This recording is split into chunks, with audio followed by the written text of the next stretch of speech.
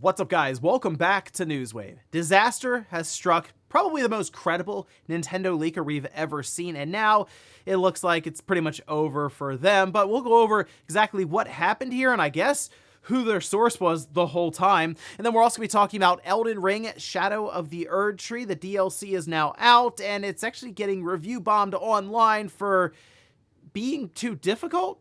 And then we'll also be talking about Sony and PSVR 2 with a new report shedding some light on what appears to be a pretty rough situation right now for Sony. So if you guys enjoy this video, make sure you hit that like button, helps out a ton. And if new here to the Spawnwave channel, make sure you subscribe down below. And of course, members of the channel do get Newswave early. If you'd like to learn more about that, click the join button down below with this video. And we're going to start today with the newest entry in the Mario and Luigi series, that being Brothership, of course, coming out in November. And there have been some questions around who exactly is developing this new title. Well, we can see this is posted up. This is over on VGC, saying GameFile was told by a Nintendo rep on Sunday, some of the original developers who worked on the franchise are involved in the development of Mario and Luigi Brothership. For more information about the developers, please stay tuned to the game credits at release. Those, of course, being developers we assume from Alpha Dream. And right now, there is a theory that it is Ilka who's actually working on this game. Of course, Ilka also did Pokemon Brilliant Diamond and Shining Pearl. And I know there were back and forth some controversy around how that game came out, but I actually was fine with Brilliant Diamond. I thought it was an alright little remake that they did there. But in this case, yeah, Alpha Dream, we know that dissolved years ago, and it seems like maybe some of the developers there ended up at Ilka, and now they're working on Mario and Luigi Brothership, which it is weird that Nintendo doesn't upfront tell you, hey, this is who is developing this game, but people have figured that, okay, there's obviously a lot of discourse online, and at times it can find its way to the developers. That's like the running theory as to why Nintendo doesn't just put out front, hey, here's who is developing this game for us. But they also mention you'll find out when the game actually releases and the credits roll, so I guess we'll see that. Also, Black Myth Wukong is set to release in August on PlayStation, but not Xbox right away. Apparently that version is delayed, and there's been some questions as to why exactly. Well, we do have a response now from a Microsoft representative. We can see this posted up by Windows Central and Jez Corden.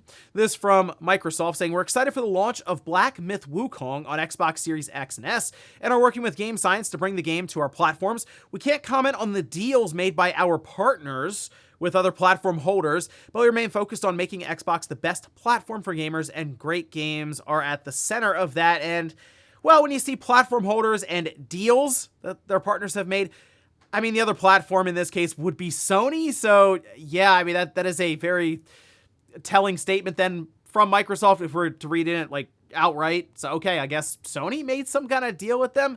Although previously they had said that this is at Summer Game Fest.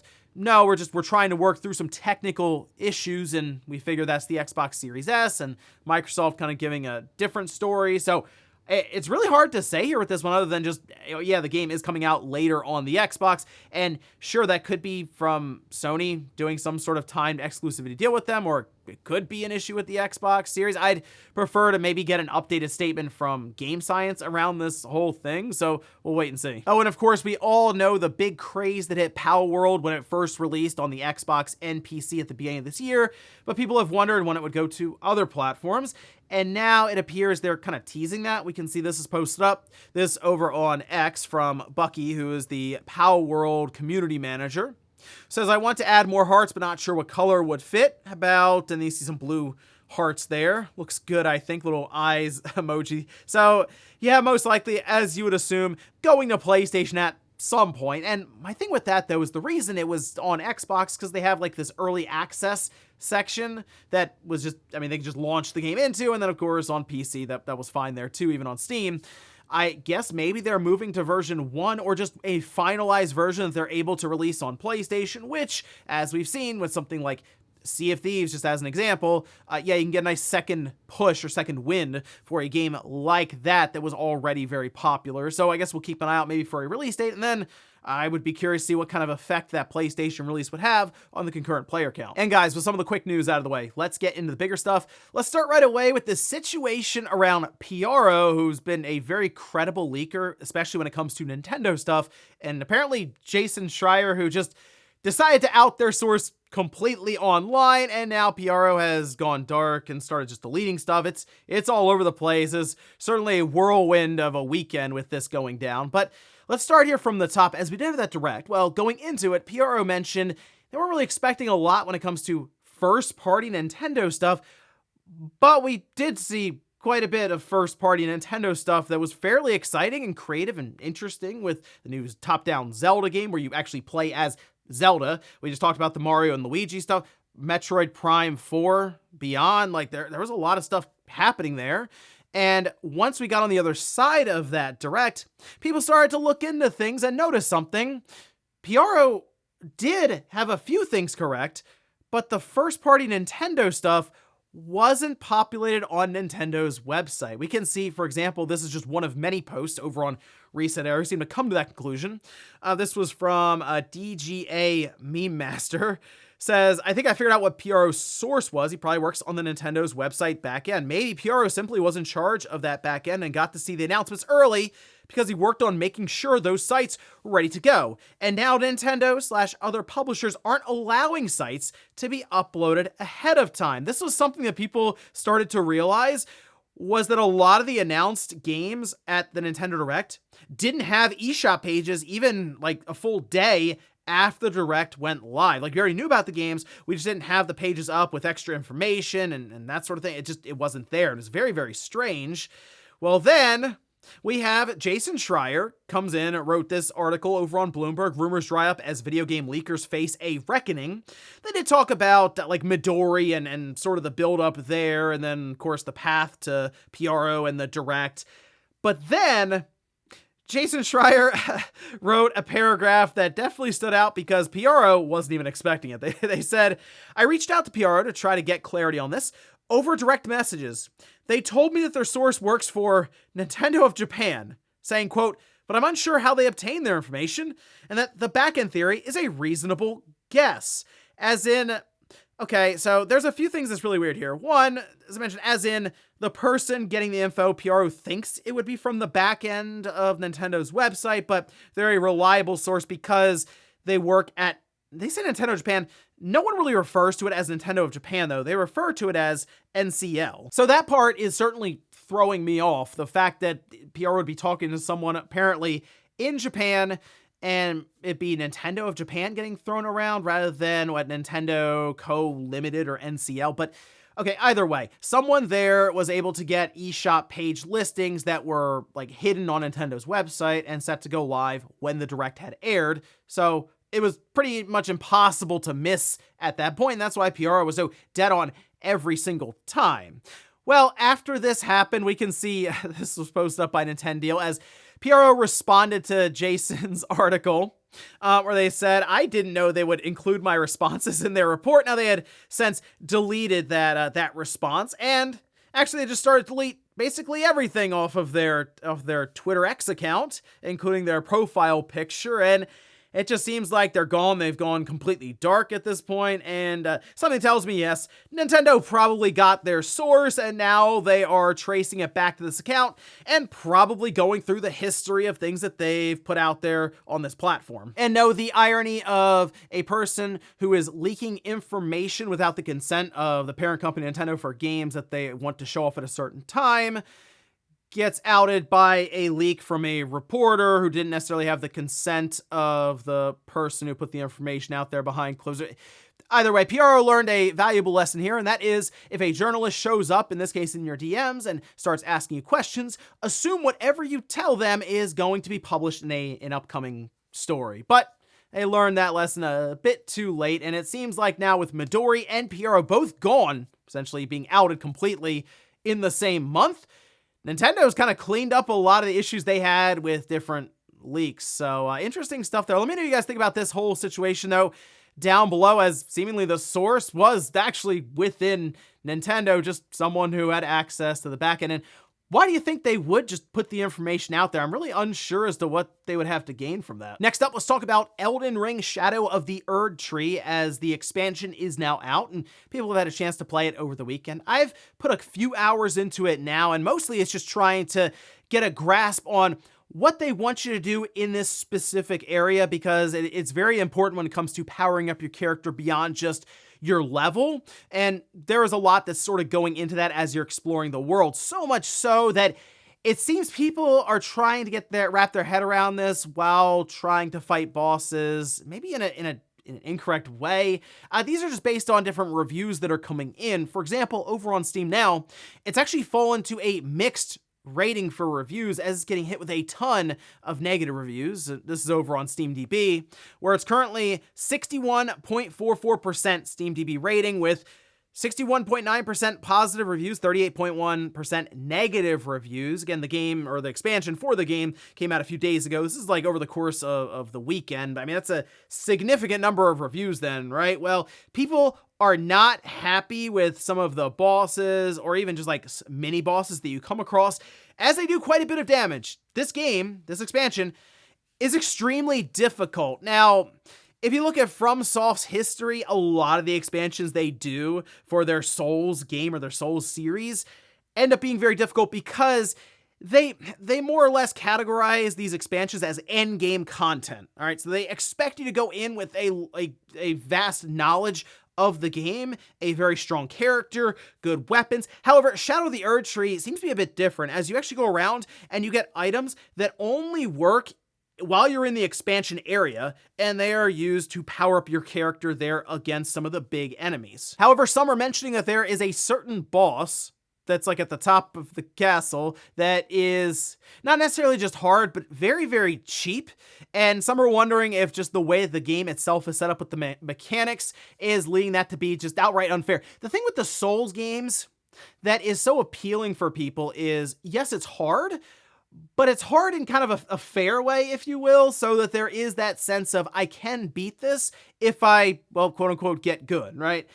In this sense, though, it's not necessarily leaving people with that feeling. It's more frustration from a different angle than they're used to with these Souls games. The other stuff, though, when it comes to these reviews that I think are much, much more legitimate, have to do with performance, which, yeah, you notice it in this expansion. When you're in the area, it definitely chugs at times. I'm playing it on the PS5 right now. Same thing apparently is happening on PC, especially when you're swinging the camera around. You'll notice it in different battles where the camera is fighting you quite a bit, and then there is just pop-in as you're running through, which is unfortunate because FromSoft, once again, has knocked it out of the park when it comes to their design, their art style, and other things going into it with the direction for the game. So it is a frustrating game still, yes, but I still have to play more of it, and I'm going to be putting quite a bit of time into what I think, undersold when it comes to the size of the game, because it just keeps opening up more and more and more and more, and I think it is significantly larger than the 30 to 40 hours they were estimating. Next up, let's talk about a new report that seems to shine a light once again on the PlayStation VR 2 and it underperforming to the point where Sony, it's kind of moving on from it. They are making some pretty bold claims for this one. So we'll take a look. This posted up.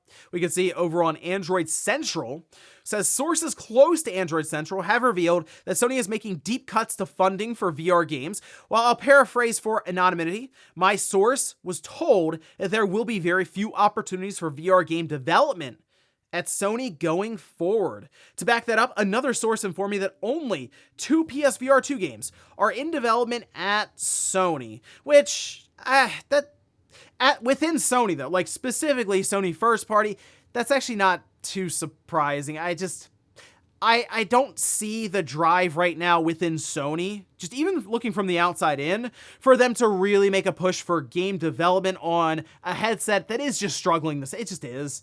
And I think it's obvious because you don't really see many people online talk about the thing at all. We've heard only stories about how Sony is cutting production behind the scenes because they're not selling. There's just a lot of stuff working against not only PSVR 2, but just VR in general. It's been very difficult to have that adoption really catch on at like a mainstream level, because in order to sell VR, you have to have people play VR, so it's this chicken and egg situation, and most people don't really want to go into a store and try on a headset that thousands of people, let's be real, have walked into that Best Buy and tried on themselves, but also just kind of doing that in a public setting, maybe looking a bit funny doing it. It's a tough thing to sell right now. maybe if costs come down or it becomes almost like a default thing where you get a pair of sunglasses and it's like $100 to get something augmented reality related, then you may have more mass adoption. And really, if you look at something like the Quest 3, it's not just designed for games, it's designed for all kinds of stuff when it comes to productivity in the workplace, more social aspects where you're communicating through like video chat. But with PSVR 2, it is just game focused, and Sony really hasn't made a massive push ever since the thing came out. With like Gran Turismo 7 is still probably the best experience you can have with that headset, and it doesn't even necessarily use all the functionality of it. You don't really use the pulse controllers, more just the sense of immersion with the headset itself. So maybe them also moving it to PC will help to move some units, but right now it's not out of the realm of possibility. This is a correct report, because they don't actually look at the PSVR 2 and think it's gaining momentum.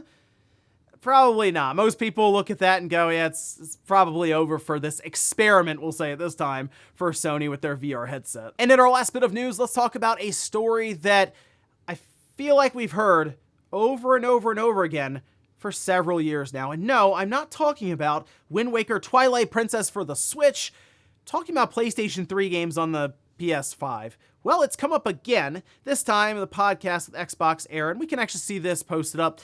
This is over on Game Rant, citing that podcast with Special Nick, who alleged on the latest episode of their Xbox Era podcast that Sony is reportedly planning to make PS3 games natively playable on the PS5. Now, I say natively, I think they're trying to say it wouldn't be streamed, so it would run through some sort of emulation layer to get it done. The reputable leaker sources apparently told him that Sony is working on select PlayStation 3 backwards compatibility for the PS5. I'm envisioning what Microsoft has done with the Xbox Series or the Xbox One, where certain games get added to their backwards compatibility catalog, and they're games that clear any kind of licensing issue, so that will definitely be in play. So if there's anything that has licensed music specifically in it, throw that out the window. It's probably not going to happen. Maybe first-party stuff they can play around with, but that's mostly where I think they're going to look towards. First-party stuff. And I wouldn't mind seeing them go back and get like Infamous 1 and Infamous 2, Killzone games. I think that'd be really cool. Resistance. There are a lot of PS3 games that they can pull from that they either published and worked with other developers and studios that they don't necessarily own in a first-party degree, but just franchises in general that are just trapped on the PS3 now. And I don't know if we'll get to a position where you can put your PS3 disc in the PS5. You probably should be able to. Let's be real. I'm sure the PS5 can understand that Blu-ray that you just dropped in houses a PS3 game, whether it's just reading a unique identifier and then it calls to the server to download it, like what Microsoft has done with their Xbox Series and Xbox One console. But I'm sure Sony also would like to sell it to you a la carte, or put it in their subscription service with PlayStation Plus Premium and make you subscribe really to play it there. So we'll see how consumer friendly they would like to be with this, or even when it'll happen, because something tells me a year from now we'll still be talking about PlayStation 3 games potentially going to PlayStation 5. And before we go to the comment of the day, we'll take a look at the poll that I posted up yesterday, where I asked, have you ever stopped playing a game because it was too hard? Okay, yeah, 73% of people were honest. Okay, 27% though say no. I was just curious because I see some people legitimately throwing in the towel on this Elden Ring expansion. Like, they've paid for it, and they've spent hours and hours playing it. There's like the first or second boss is just, it's too much for them, and they can't beat it, despite beating the game itself, Elden Ring. So this is a tough one. Obviously, we've seen FromSoft, they draw the line in the sand, like, we're not going to make these games easier. But, I mean, there are many people who are just going to move on from it and maybe just not recommend it to their friends. I am really curious, though. What kind of drop-off will we see? Because we've heard that Elden Ring has sold, 25 million copies? I wonder how many copies Shadow of the Erdtree will end up selling, because, I mean, it's already behind a boss that isn't exactly easy in the main game, and then you get into an expansion that is just beating people down constantly. I'm sure people will start to obviously beat the expansion, and we'll get more and more players that get through it, and maybe we'll recommend it then. But at this time, it looks ugly online right now. And we'll finish up with the comment of the day, as you're seeing here. This is from Between the Lions. Ah, clever. Saying, no, the new rewards program is going to be PlayStation Star. PlayStation Stars has been down for like a week and a half now. I've looked on my PlayStation app a few times. I think last week I checked it and it was down. And I looked online, everyone else like, yeah, it's down. I'll occasionally go in there and just check things out because they'll do rewards. I mean, come on. A Jim Ryan bobblehead, like, you gotta get that, right? And the shelf thing they have in there still looks all janky and stuff, but I have this vision of them actually building it out and this being this really cool thing, and maybe they bring back PlayStation Home too. Okay, I might be getting ahead of myself here. Anyway, PlayStation Stars is just down. So if that's their rewards program, what that's gonna turn into, they might want to figure that out soon, because apparently it's been down for like a week or two now, and Sony doesn't really have much to say about it other than that, yes, we know it's down. And ladies and gentlemen, that's going to do it here for Newswave. If you enjoyed this video, guys, hit that like button. If not, hit the dislike. Leave comments down below about everything we talked about here today. Where's the whole Pyoro situation? Jason Schreier outing his source. Do you think that was the right thing for him to do, as there was a whole conversation even around that aspect to it? Then also, what about Elden Ring Shadow of the Erdtree? Are you somebody who's running face first at that game over screen over and over and over again, or have you moved on from it now? Thanks guys for watching, and I'll see you next time.